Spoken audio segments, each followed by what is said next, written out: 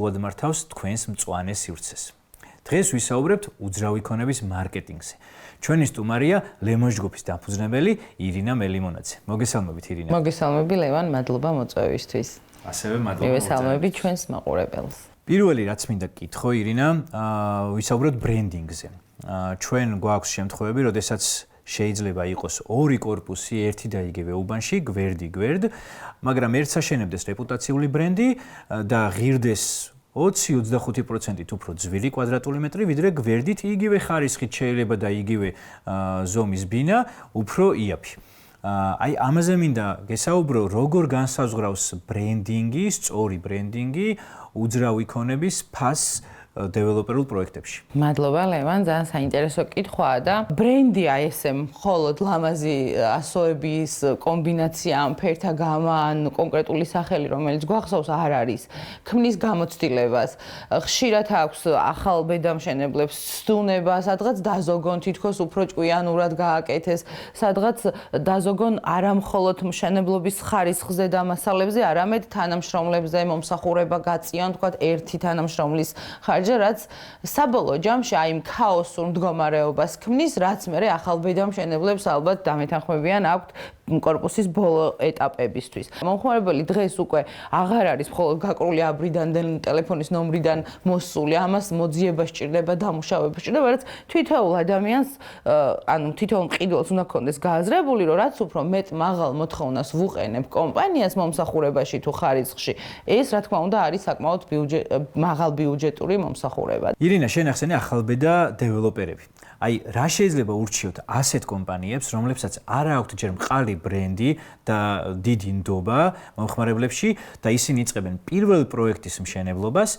რითი უნდა მოიპოვონ მომხმარებელში ნდობა, რომ მათ პროექტში ეგრეთ წოდებული ჰაერი შეიძინოს ინვესტორმა თუ საბოლოო მაცხოვრებელმა. მადლობა ლევან. პირველ რიგში ახალმა მშენებლებმა ძალიან დიდი ყურადღება უნდა მიაქციონ, რა აქვთ მათ, არ აქვთ ისტორია, არ აქვთ გამოცდილება, მომხმარებელს რომელსაც მიიღებს, არ შეუძლია უთხრას, რომ წადი, ჩემი აშენებული ნახე, ანუ ჩემი დასრულებული პროექტი ნახე, ანუ ეს არ აქვს.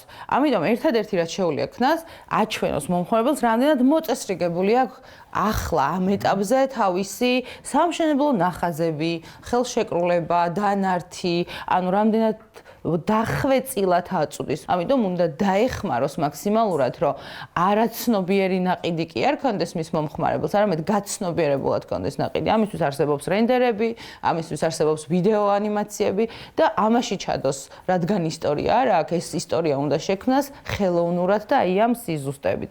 ძალიან კარგი რჩევა.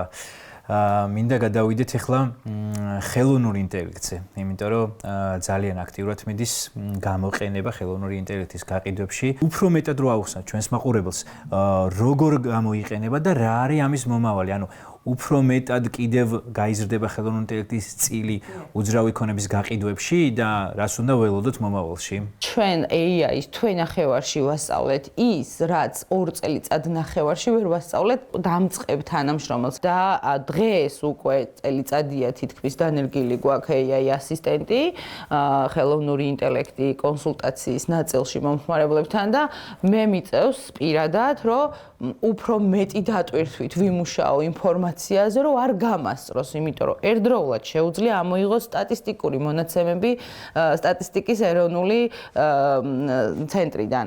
მიაკითხოს რეესტრს, ნახოს გაყიდვების საჯარო ინფორმაცია რაც არის, გაყიდვების სტატისტიკა ფასებით, უბნებით, ციფრულ ანალიზს გიდებს ისეც, რომ 10 კონსულტანტი რო დაგექირავებინა სოლიდურ თანხად, შეიძლებოდა ასეთი დაალაგებული პასუხი არ მოეცა. გასაგებია. და ბოლო შეკითხვა მინდა დაგისვა ირინა, აი ტენდენციებზეც რო ვისაუბროთ, იმდენად გაჯერებული და კონკურენტულია უძრავი ქონების ბაზარი საქართველოში, რომ რითი უნდა გააკვირვონ მომხმარებელი და მოიზიდონ მომხმარებელი დეველოპერებმა მარკეტინგული მიმართულებით თუ ტექნოლოგიების მიმართულებით. შენ რას ფიქრობ, რა არის წლევანდელი წლის გამოწვევა? თუ ადრე კიდევ ერთხელ გამომეორდები, წირე ინფორმაციით ხდებოდა ბინის გაყიდვა და არ იყო ამაზე არც აპელირება, არც მომხმარებლის მხრიდან და არც კომპანიის მხრიდან.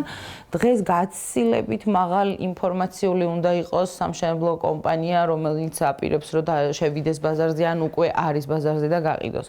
დღეს უნდა ყველას გავაგებინოთ, რომ ბინის ყიდვა არ არის მხოლოდ ის კონკრეტული კონტური, რომელსაც ვყიდულობდა კვადრატულს ვამრავლებ იქ ღირებულებაზე.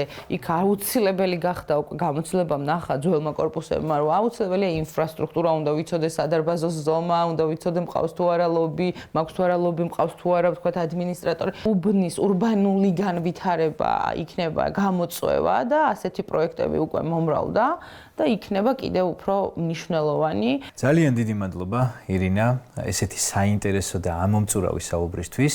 მადლობა ლევან შენ საინტერესო კითხვებისთვის. ეს იყო უძრავი ქონების ნავიგატორი, ჩვენი სტუმარი იყო ირინა მელიმონაძე და მე მომავალ ოთხშაბათამდე გემშვიდობებით.